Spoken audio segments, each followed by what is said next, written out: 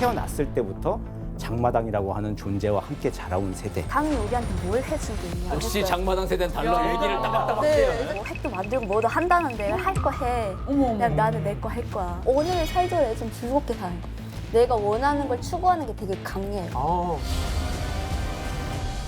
기성세대와는 다른 가치관으로 변화를 이끌어가는 한국의 MZ세대처럼 이른바 북한의 장마당 세대 역시 북한 사회에 새 바람을 일으키고 있습니다. 오늘은 북한의 MZ세대, 장마당 세대에 대해서 알아보겠습니다.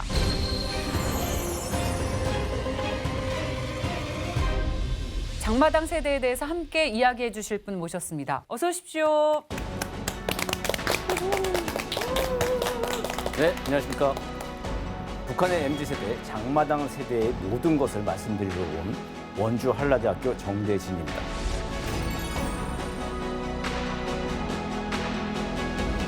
북한에서는 MZ세대를 장마당 세대라고 부르는 모양인데 언제 등장한 겁니까? 예, 당연히 장마당 세대 그러니까 장마당이라고 하는 것이 생겨났을 때부터 태어난 세대들을 이야기하는 겁니다.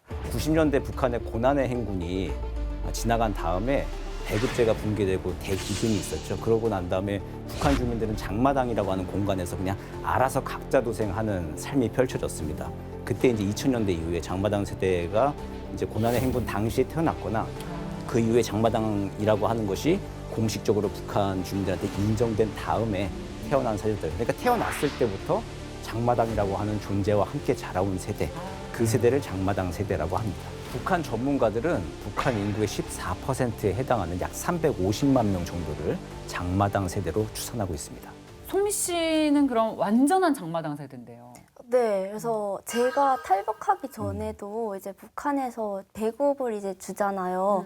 근데 이제는 배급을 아예 안 주다 보니까 사람들이 진짜 먹고 살기가 너무 힘들었어요. 그래서 그때 진짜 필수적으로 막 그 먹고 살기 위해서 있어야 되는 게 장마당. 네, 그러니까 먹고 살기 위해서는 장마당에 갔다가 물건을 팔아야 이제 돈을 벌 수 있으니까. 네. 우리 당근하듯이. 그쵸. 사실 사회주의의 근간은 배급 아니겠습니까? 그렇죠. 그래서 김일성이 흰쌀도 주고 고기, 국도 준다고 했는데 그거 자체가 무너졌다는 건 이건 체제에 상당히 빨간불인 것 같습니다. 그 배급제가 무너질 당시에 북한이 속수무책으로 1990년대를 보낼 수밖에 없었죠. 그런데도 불구하고 어쨌든 세습 정권은 무너지지 않고 권력은 유지가 됐습니다. 그러다가 2000년대 들어서는 이 주민들이 각자 도생 방식으로 만들어 놓은 삶의 공간을 인정하지 않을 수 없는 상황이 온 거예요. 그리고 어느 한편은 조금 더 편한 면도 있었겠죠. 배급제 책임지지 못하는데 북한 주민들이 알아서 거래하면서 지금 먹고 살고 있는 공간, 이걸 그냥 허용해 주는 방식으로 비제도권을 제도권으로 올려서 공식적으로 관리하는 게 오히려 더 체제에는 안정적일 수 있겠죠. 그래서 2003년도에 내각조치 제24호를 발표하면서 장마당을 공식적으로 허용을 합니다. 그리고 이후에 곳곳에 허용되니까 장마당이 아주 우후죽순으로 쭉쭉 그냥 생겨납니다. 그리고 공식적으로 시장, 백화점 같은 것들도 많이 생기고 북한의 시장화라고 하는 게 본격적으로 딱 한 20년 됐네요. 20년 정도 역사가 있다고 보시면 될 것 같습니다. 어릴 때부터 사실 이 시장이라는 자본주의를 경험한 세대 아닙니까? 장마당 세대.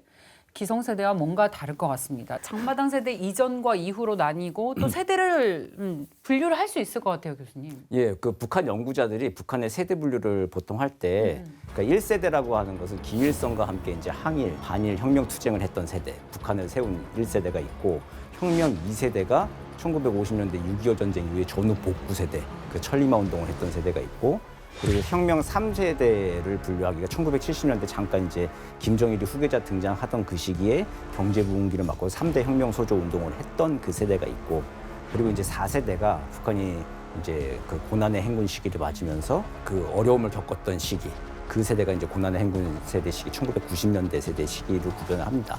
5세대가 지금 현재 장마당 세대를 이루고 있는 것이죠. 근데 세대별로 우리도 그렇지만 X세대의 특징이 있고 M세대, G세대 특징들이 다 다르지 않습니까? 세대별로도 북한도 그런 특징들이 좀 있을 것 같은데 어떻게 파악이 됩니까? 혁명 1, 2, 3, 4세대는 앞에 혁명이라고 하는 말을 붙이는 게 가능한 분류법이 통했던 세대입니다. 그러니까 그 전체는 하나를 위하여 또 하나는 전체를 위하여라고 하는 구호 속에서 모두가 당과 국가를 위해서 자기 영혼을 갈아 넣은 그게 옳은 삶의 방식이었던 그런 세대였던 것이죠. 근데 이제 5세대를 혁명 5세대라고 학계에서 잘 일컬지는 않은 것 같아요. 그냥 장마당 세대라고 따로 이름을 지금 붙여서 쓰고 있는데, 그러니까 당과 국가를 위해서 자기의 모든 걸 갈아넣는 게 아니라 나의 삶을 위해서, 이 개인의 생존을 위해서 모든 것을 이제 바치는 세대가 새롭게 이제 출현했다고 볼 수 있겠습니다. 근데 진짜 친구들끼리야 모여서도 진짜 뭐 이런 이야기를 해요. 당이 우리한테 뭘 해준 게 있냐. 그래가지고 진짜 지금은 아예 좀 김정은 예전에는 막 그 북한 주민 김일성 뭐 이렇게 막 한데 이제 한 가족이라 하잖아요. 근데 그렇죠. 지금은 김정은이 따로, 그리고 우리 그 장마당 세대가 따로. 그 장마당 세대는 내가 관심을 갖고 있는 거, 내가 좋아하는 거, 이런 걸 하자라는 마인드. 요즘 북한 젊은 세대의 생각들인 것 같아요. 이거 분리시키는구나. 네, 맞아요. 정치적으로. 아예 관심이 없어요. 그러니까 김정은이 뭘 하든 관심이 없어요. 왜냐면 끼질 않으니까. 그거 자연스러워요. 네, 그게 젊은 사람이야. 너는 뭐 국가를 위해서 이제 뭐 어디를 자꾸 뭐 핵도 만들고 뭐도 한다는데 할 거 해. 그냥 나는 내 거 할 거야. 이렇게 송 씨 얘기 들어보니까 우리들의 MZ 세대도 보면은 나를 가장 중요하게 생각을 하는 게 특징이잖아요. 북한도 보니까 완전 딱 그런 모습인 것 같습니다. 미국도 뭐 개인주의 하면 바로 미국이 아닙니까? 그렇죠. 우리 엄마 아빠 세대부터 그때 개인주의가 강했어요. 북한에서 그 개인주의 강하다고 하니까 좀 낯설게 느껴지네요. 낯설게 느껴지니까 아주 강하게 통제를 시작합니다. 그 2021년도 4월 8일 날 당세포 비서대에서 김정은 위원장이 우리 청년들의 사상 통제에서 심각한 문제가 일어나고 있다. 그렇게 직접 이야기를 합니다. 중요한 변화가 일어났다. 대단한 변화가 일어나고 있다 하면 긍정적인 거잖아요. 근데 심각한 변화가 일어나고 있다라고 얘기했어요. 이건 반드시 이제 해결해야 될 문제라고 진단을 하고 지금 엄청나게 청년들의 사상 통제 그리고 인간 개조 사업 이런 거에 심혈을 기울이고 있습니다. 이 도대체 장마당 세대가 어떻길래 같은 세대인 김정은까지 당황을 하게 했는지 지금부터 이 장마당 세대의 특징을 집중 분석해보는 시간을 가져보겠습니다. 네, 그 장마당 세대의 특징을 또 키워드로 준비해서 아주 세밀하게 또 알려드리도록 하겠습니다. 네, 좋습니다. 그럼 첫 번째 키워드부터 만나보시겠습니다. 네, 장마당 세대의 첫 번째 키워드, 돈의 맛입니다. 돈의 맛. 굉장히 그 격렬한 강하게 반응이 이제 일어나고 있네요. 인정하셨어요. 여러분은 전형적인 MZ 세대의 모습을 보고 계십니다. 너무 재밌으세요.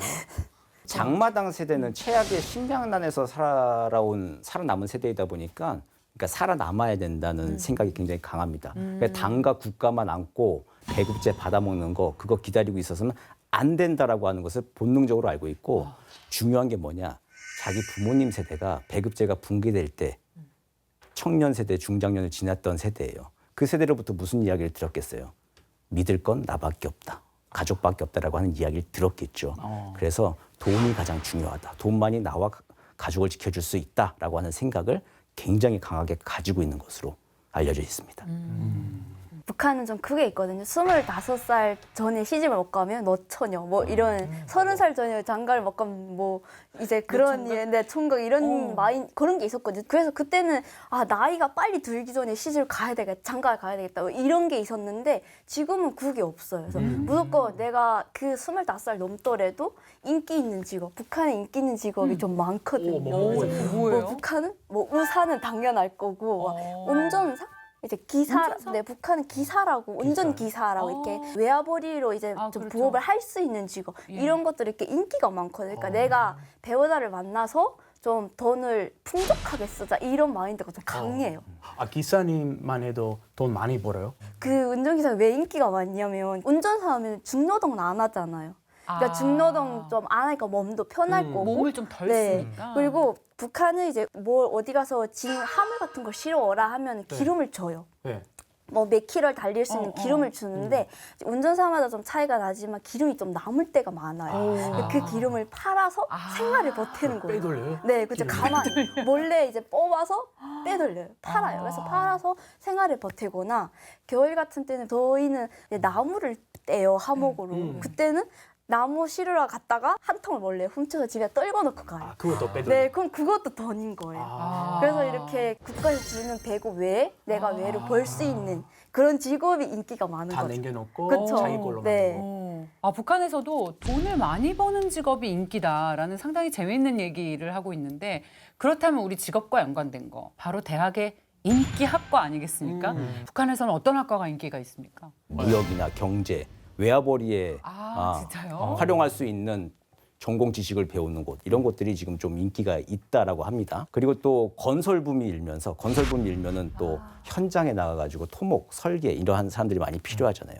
그 관련 전공도 좀 인기를 끌고 있다라고 하는 그런 이야기들이 있습니다. 우리랑 크게 다르지 않네요. 그렇죠. 트렌드에 따라서 가는 거죠. 그러니까요. 그러면 우리 같은 경우는 빠르면 청소년기 때부터 아르바이트를 하거든요. 요즘 또 빨리 돈을 벌기 위해서 하는데 북한의 학생들도 대학생이 되거나 아니면 그 전부터 아르바이트를 하거나 그런 게 있을까요? 아르바이트 하는 학생들이 있습니다. 이게 삭벌이라고 국가에서는 얘기를 한다고 하는데 삭벌이. 뭐냐면 자기 전공 지식 살려서 그 아르바이트 하는 학생들도 꽤 있어요. 그러니까 컴퓨터 전공인 학생 중에 포토샵으로 결혼식 앨범을 제작해서 포토샵으로? 예. 그러니까 본업은 학생, 똑같아요. 컴퓨터 전공 학생인데 포토샵을 근데 북에서는 누구나 포토샵을 만지거나 그러진 않을 거 아니에요. 그러니까 그 기술을 전문 지식을 활용을 해서 결혼식 앨범을 만들어주는 아르바이트하는 학생도 있고 세상에. 그리고 뭐 장마당 나가가지고 장사하는 거 그건 뭐 더 당연한 일이고요. 할 수 있는 대로 장사하는 건 있고 그리고 또 북한에 또 인트라넷 쇼핑몰이 있어요. 만물상이라고 해가지고 그 만물상에서도 뭐 쇼핑몰 사장님 행세를 하는 학생들도 있고 그래서 자기 전문 지식들을 활용해서 그런 아르바이트를 하는 학생들이 있는 걸로 알려져 있습니다. 아니 이렇게 어린 학생들 경제 활동 많이 하는 거 보니까 북한 경제 내부 경제 상황이 정말 안 좋은가 봐요. 왜냐하면 학생들 그런 걱정 안 해도 되는 게 정상인데 제가 생각할 때는 한국은 경제가 어려워지면 청년들이 결혼, 출산, 내 집 마련을 포기합니다. 이걸 삼포 세대라고도 말하는데 이 정도면 북한에도 이런 현상이 있을 것 같아요, 교수님. 북한도 비슷하게 그런 현상들이 있고요. 그리고 코로나19를 겪으면서 심지어 이제 북한 여성들이 원하는 남성 배우자상 그 순위도 바뀌었다라고 합니다. 코로나 때문이요? 재택근무하는 분? 아닌가? 아니 집에서 하면 싫어요. 보기 싫어서. 꼴 보기 싫어서. 아 진짜요? 좀 결혼남이 하시는 이야기. 아니요. 재택근무는 아닌 것 같아요. 코로나 시기에 겪으면서 어쨌든 돈이 가장 중요하고 그러면서 가족들 간의 관계에서도 뭔가 많이 엮이지도 않을 수 있는 사람. 무역하는 사람? 그런데 코로나 시기에 무역이 안 됐잖아요. 안 됐잖아요. 그리고 국제 제재 때문에 지금 무역도 안 되고 있죠. 그래서 정답은 뭐냐면은 탈북자 가족이 있는 남성입니다.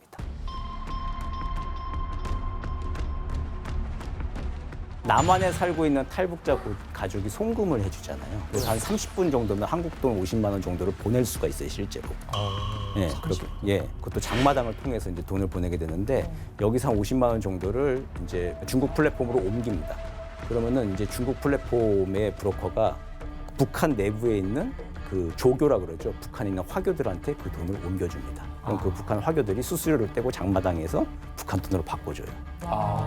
그게 한 30분에서 1시간 정도면은 이루어진다라고 보고가 되어 있어요. 빠르다. 그러니까 빠르니까 실제 돈을 만질 수 있죠. 그러니까 이제 탈북자 가족이 있는 남성들. 네, 북한은 그럴 수밖에 없는 게 이제 배급을 안 주다 보니까 이제 먹고 살기가 힘들잖아요. 근데 만약에 한국에서 이제 돈을 주는 가족이나 남성한테 시집을 가면 뭐 한국에서 100만 원을 준다고 하면 솔직히 북한은 최대한 아껴 써서 먹을 것만 산다고 해도 4인 가족이 6개월은 살 수 있거든요. 6개월. 네. 그러니까 이러다 보니까 이런 이야기가 충분히 나올 수 있다고 생각해요. 네. 첫 번째 키워드부터 북한 사회의 변화가 굉장히 충격적이었습니다, 교수님.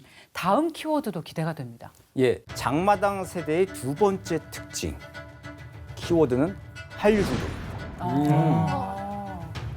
오죽하면 중독이라는 표현을 쓰셨겠어요. 김정은이 이 MZ세대들이 한류 콘텐츠를 보니까 하다 한류 중독, 한류는 마약이다라는 얘기까지 했잖아요. 어느 정도 수준입니까? 장마당 세대는 기성세대에 비해서 한국에 대해서 잘 알고 있는 게 분명하고요. 그 북한이 뭐 체제 선전을 하고 통제하는 거하고 상관없이 각종 컴퓨터 보조기억 장치 있지 않습니까? 그걸 통해서 한국의 드라마와 가요를 아주 충분히 많이 접하고 있는 것으로 알려져 있습니다. 장마당에 가면은 또 이렇게 코트를 이렇게 입으신 분이 와가지고 코트를 이렇게 쓱 열면서 보여준대. 만약 한류를 찾으러 온 사람처럼 보이는 사람한테 가서 바바리를 이렇게 보여주면서 드라마, 영화, 가요 이렇게 해서 USB나 그러니까 CDR이라고 하는 건데 그런 것들 봄부터 이렇게 뽑아서 돈 주고 팔아주고 그리고 또 북한에서는 또 너구리 눈이라고 하는 은어가 있는데 너구리? 몰래 밤에 밤새 한류 영화나 드라마를 이제 보는 거. 아, 닥서클. 그러나 너가 너구리 눈이 됐구나라고 하는 이제 그런 이야기도 있다고. 네, 제가 조사한 바에 따르면 북한에서는 동무라는 말을 많이 썼었는데요. 이 한국 드라마의 영향을 받아서 오빠라는 말을 쓴다는 자료를 봤습니다. 아, 혹시 한국 드라마 때문에 유행된 게 많아요? 네, 좀 북한에 이제 한국 드라마를 보면서 이제 유행들이 좀 많았어요. 그래서 뭐 친구들은 한국 노래를 즐겨 부르는 친구들도 있고, 뭐 옷을 이제 좀 따라 입는 친구들. 그 남자들은 좀 그게 많았어요. 그러니까 썸 타는 썸녀한테 이제 표현을 하는 언어가 하나 있었는데, 내시멘트. 네, 북한은 예쁘단 말을 안 해요. 뭐라고 해요? 곱다. 곱다. 네, 네. 곱다라고 이제 이야기를 하거든요. 우리 할머니 할아버지가 곱네. 뭐 그런 거죠. 네, 네, 아유, 곱다라는 고마워. 말을 진짜 많이 하는데 이제 남자애들은 한국 드라마를 보고 이제 너 저 오늘 예쁘네?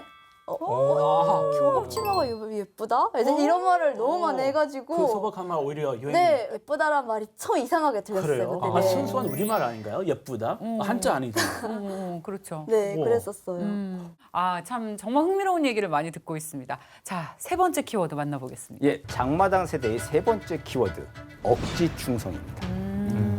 그 장마당 세대는 이제 고난의 행군 지나면서 이렇게 사상 교육이나 정규 교육 과정들이 조금 많이 무너졌어요.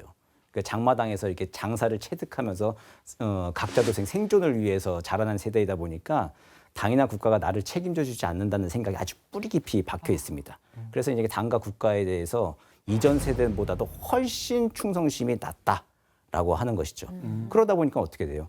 그냥 겉모습만 억지로 충성하는 것처럼 보이는 모습. 쇼윈도 외국인. 그렇죠. 예. 아, 그걸 하고 있는 쇼윈도 것입니다. 예. 근데 진짜 그런 것 같아요. 막 예전에는 저희도 교육받는 게 막 지도자, 그러니까 원수님, 장군님 뭐 이런 사람들은 진짜 우리나라에 없으면 안 되는 존재. 막 한 나라의 기둥을 이제 지탱을 한다 뭐 이런 걸 교육을 많이 배웠는데 지금 젊은 세대들은 좀 이런 생각을 좀 많이 해요. 그냥 정치 우리 관심 없어. 너네 정치를 해도 나한테 오는 게 뭐가 있니? 솔직히 없잖아요. 맨날 나라를 지킨다 하지 막 허리도 절라맨다고 막 국가에서 받아가는 게 많고 주는 건 없고 이러니까 그냥 너는 잘난 정치 해라. 나는 내가 원하는 오늘 살더라도 좀 즐겁게 사는 거. 내가 원하는 걸 추구하는 게 되게 강해요. 그래서 그냥 진짜 북한 말로 완전 세게 말하면 걔는 지서라 내가 할 길은 간다. 이제 이런 비유를 해서 이제 이런 이야기를 해요. 김정은 입장에서는 이 추락한 충성심을 확보하는 게 최우선 과제일 것 같습니다. 장마당 세대를 위한 긴급 대책이 필요할 것 같은데요, 김정은한테. 예, 그 장마당 세대가 말씀하신 대로 김정은한테 굉장히 정권 유지하는데 골칫거리로 등장을 하고 있습니다. 이 사실을 단편적으로 알 수 있는 자료를 하나 준비했습니다. 네. 청년들을 무방비 상태로 내버려두면 상상 밖의 무서운 일이 벌어질 수 있다. 이게 이제 그 청년 동맹의 한 간부가 노동당 기간지에다가 기고를 한 거예요. 굉장히 심각하게 생각을 하고 있다라는 걸 알 수가 있죠. 그러니까 사상 통제를 장마당 세대를 제대로 하지 못한다면은 북한 체제에 위협이 될 수 있다는 것. 이거를 김정은은 공개석상에서도 여러 차례 이야기를 합니다. 그러면서 이제 보는 입장에서 사실 좀 이게 진짜 문제가 있구나. 그러네요. 초조하구나. 이제 그러네요. 이렇게 느껴지기도 했습니다. 북한에서 당 차원에서 가장 중요한 건 뭡니까? 1번은 먹고 사는 것도 아니고 체제 유진, 체제 보존. 그게 가장 중요한데 이게 흔들리고 있으니 얼마나 두렵겠습니까? 실제로 김정은이 같은 또래인 장마당 세대의 마음을 잡기 위해서 다양한 정책들을 펼쳤다고 하는데 어떤 것들입니까, 교수님? 이 당근 정책과 채찍 정책을 이제 같이 쓰고 있다고 봐야 되겠죠. 그러니까 우선 당근 정책에 대해서 말씀을 드릴 텐데요. 관련 사진을 한번 보시죠. 이게 뭐 하는 사진 같으세요? 저거는 사진을 찍어주는 거 아닐까? 연출? 뒤에 의자가 있군요. 네, 그러니까요. 평양에서 이제 그 조선인민군 창건 90주년 기념 열병식에 평양의 대학생과 청년들이 동원이 됐습니다. 그래서 그 김정은이 특별 지시를 내려요. 열병식에 동원된 그 청년들과 사진을 찍으려고 하니까 한 명도 빠짐없이 다 데리고 오라. 다. 아.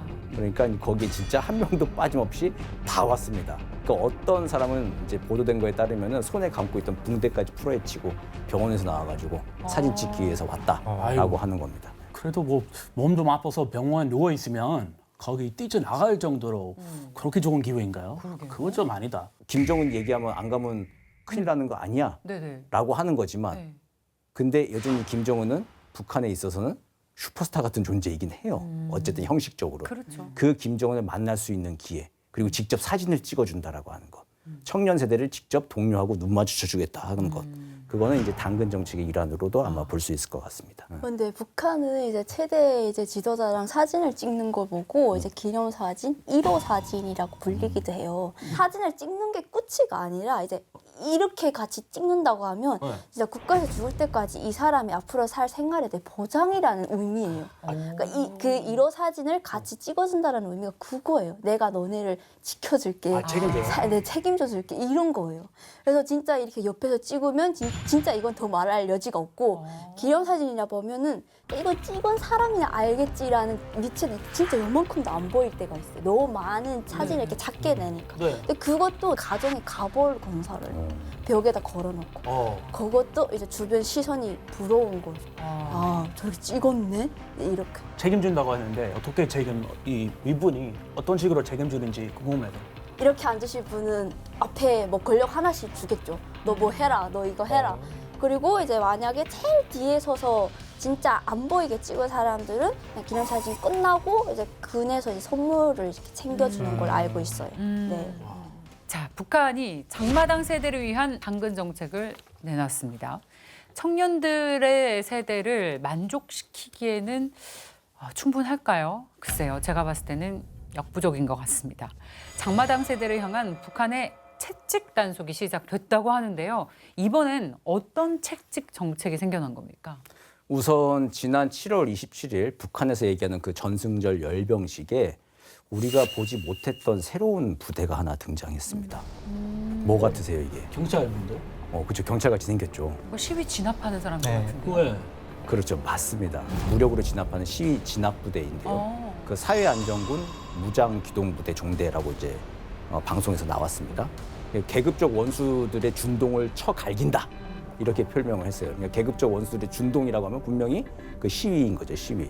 근데 북한이라고 하면 시위라고 하는 거 생각해 볼 수가 없잖아요. 네, 시위나 못하죠. 소요가 일어날 큰일 거다. 나죠. 네. 그런데 그럼에도 불구하고 그런 걸 일어날 걸 대비해가지고 저렇게 무력 진압 부대를 준비해 놓고 있다라고 하는 것. 그러니까 반체제 시위가 언젠간 일어날 수도 있다. 만약의 사태. 네. 그렇게 사상 이한 상태에 대해서 굉장히 지금 예민하게 반응을 보이고 있는 겁니다. 그러면서 동시에 또 여러 가지 법과 제도 더 정비하면서 아주 옥죄고 있는 그런 상황입니다. 이렇게 시위 진압 부대가 나올 만큼 장마당 세대 충성심이 바닥을 보이는 이유가 결국에는 외부 세계의 이런 다양한 한류라던가 그런 문화를 접하게 되면서 그런 게 된 것 같은데 박사님이 보시기에는 어떤 게 가장 좀 중요한 요인으로 작용을 했을까요? 그래서 장마당 세대에 말을 일단 통제하기 시작했어요. 말을 통제하면 생각이 통제되고 행동이 통제가 되겠죠. 그래가지고 2020년대 들어가지고 이걸 3종 세트라고 사람들은 부르기도 하는데 반동사상 문화 배격법, 그리고 청년 교양 보장법, 그리고 평양 문화어 보호법 이런 걸 만들면서 법을 만들어가지고 실제 말하는 거, 일상생활에서의 언어생활까지 통제를 하기 시작을 합니다. 네. 그 2020년도에 제정된 반동사상 문화 배격법을 보면은 그 24조에 그 괴대 말과 표현 같은 거 쓰면 안 되게 돼 있어요. 그러니까 창법 따라하지 말아요. 노래도 부르면 안 돼요. 그걸 쓰면은 보거나 쓰면은 뭐 2년, 5년. 근데 그것도 최대 15년까지 살 수가 있어요. 너무 많이 보거나 그러면. 근데 보는 게 그 정도인데 유포시켰다. 어떻게 될 것 같으세요? 더 빡세게.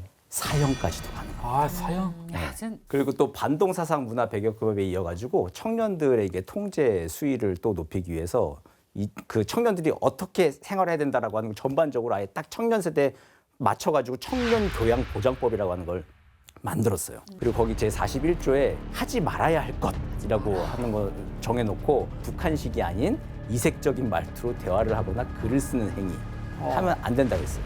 근데 이 법은 우리식이 아닌 이색적인 말투라고 했어요. 폭이 또 넓어요.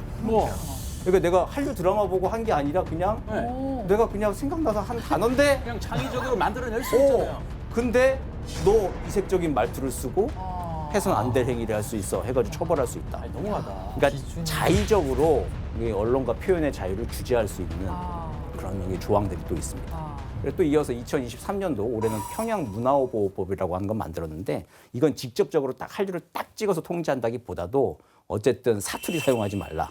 그리고 규범적인 언어 사용 이런 거 얘기해서 하여튼 북한 주민들이 말을 하는데 좀 반듯하게 정해진 틀 안에서 하도록 하라라고 하는 거를 법으로 정해놓고 굉장히 좀 강제를 하고 있는 그런 상황입니다. 이거는 아닌 것 같아요. 아니, 실제로 처벌 받은 적 있어요? 네, 저는 있어요. 이제 이게 한국 드라마를 보다가 걸린 적은 없는데 네. 이제 북한도 이제 그 영화가 허용 범위가 있어요. 그래서 저는 국가에서 허용된 범위를 벗어나서 이제 더 재밌는 걸 보려고 이제 인도 영화라고 해가지고 이제 불법 영화를 봤는데 이제 보다가 북한은 그게 있어요. 이제 밤 12시 되더라도 아무 때나 이제 집에 들이닥쳐가지고 수색을 해요. 이제 문을 막 두드리는 거예요. 근데 그때 집에 누가 오기로 했었어요. 친구가 그 영화를 같이 보자고. 어떡해. 그 친구인 줄 알고 아무 생각 없이 보다가 정지를 해놓고 나갔어요. 근데 이민반장이랑 보이시더니 집 단속 왔습니다. 거기는 또 숙박 검열이라고 해가지고 외부인이 들어와서 자는 걸 또 검열을 하거든요. 남의 집에서 누가 자는지 네. 모르고 잠을 자는데. 네, 이게 다른 너무 이상해. 지역에서 이 지역에 자는 것도 단속이거든요. 큰일 났다. 켜놓고 나왔는데 현장에 딱 들켰죠. 그래가지고 보이즈한테 진짜 못 들을 말 들을 말 이거 안 나. 막 이런 말 엄청 많이 들으면서 USB는 회수도 안 가고 이제 그거를 이제 법적으로 조치를 한다는 거예요. 그때 무릎을 꿇고 빌었어요. 한 번만. 그 자리에서? 네. 어. 한 번만 용서해달라고. 네, 이제 엄청 비는데 이름 뭐야? 라고 했는데 성미입니다. 그러니까 너 우리 와이프랑 이름이 같네. 갑자기? 북한은 와이프랑 말 안 하잖아요. 와이프란 말이 있네요. 영어! 그 양반도 아니, 그것도 한국어를 저기도 처벌 받아야 왜 돼. 한국말을 본 거잖아요. 그도 한국 콘텐츠를 본 거죠. 그래서 제가 코미디네요. 가만히 이러고 듣고 있다가 아니 자기도 들으면서 왜 이걸 단속해? 뭐 이런 생각 드는 거예요. 그래서 내가 네. 가서 동무도 그 와이프라고 쓰지 네. 않았습니까? 그래서 하지 그랬어요. 죽어도 말하자 이래가지고 죄송합니다. 제가 불법 영화를 본 건 진짜 죄송한데요. 지상동 씨도 한국 드라마를 봤지 않습니까? 이제 북한 말로 네, 이랬어요. 진짜 죽을 각오라고 그 말을 역시 했어요. 장마당 세대는 달라. 얘기를 따박따박 네, 해요. 이제 그러니까 이분이 야 이놈의 새끼 와이프란 말 한국말인지 어떻게 알았어? 이렇게 말해요. 네, 그래서 그때 그냥 이게 그러니까 자기도 번 거를 나한테 들켰잖아요. 그래서 저는 그때 이제 그런 조치를 안 취하고 이제 그때 벌금을 냈었어요. 그래서 그렇게 살아남은 적이 있습니다. 너무 잘했어요. 진짜 생생하고 따끈따끈한 현장 경험입니다.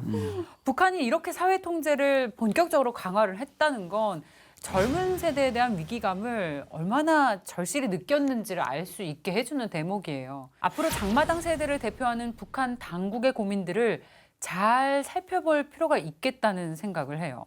저는 이 장마당 세대가 북한 사회의 변화를 이끌어낼 수 있지도 않을까라는 생각이 들어요, 교수님. 예, 그 농담처럼 하는 얘기가 있는데 북한도 양당 국가라고 하는 얘기가 있어요.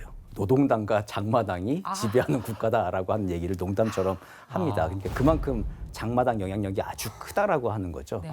그런데 지금까지는 어쨌든 김정은이 권력 기반 잘 다지고 사상 통제를 굉장히 좀 잘 하고 있는 걸로 보여요. 그리고 사람들도 거기에 형식적이나마 일단 따르고 있는 상황으로는 좀 보입니다. 그리고 그 상황 속에서 이 장마당 세대들도 이게 혁신이라고 하는 게 사실은 장마당이라고 하는 것에서 이게 기업, 재벌이 나올 만큼 엄청난 경제적 자유가 주어진 건 아니잖아요. 장사할 수 있는 자유만 있는 거죠. 뭔가 기업을 하고 체제를 변화시킬 만한 새로운 비즈니스 모델을 만들고 하는 것들이 아직은 많이 나오고 있지는 않은 것 같아요. 그런 상황 속에서 장마당 세대라고 하지만 완전히 사회를 변혁시킬 만한 세력으로 하나로 규합이 된다? 아직은 좀 갈 길이 멀어 보입니다. 그런 상황 속에서 이제 장마당 세대들은 그냥 어쨌든 억지 충성, 보여주기식 충성 보여주면서 지금 자기 생활이 유지되는 한 그냥 그럭저럭 살아가는 방식. 이걸 이제 그 전문가들은 머들링 스루라고 부르거든요. 그럭저럭 살아가는 상태가 앞으로 좀 당분간 지속되지 않을까 그렇게 생각됩니다. 앞으로 이 장마당 세대가 이끄는 변화가 어떻게 나타날지는 상당히 우리가 관심 있게 지켜봐야 되겠다라는 생각이 듭니다. 자, 북한의 실상을 마주보는 시간 페이스북은 여기까지입니다. 다음 주에도 새로운 이야기로 돌아오겠습니다. 고맙습니다.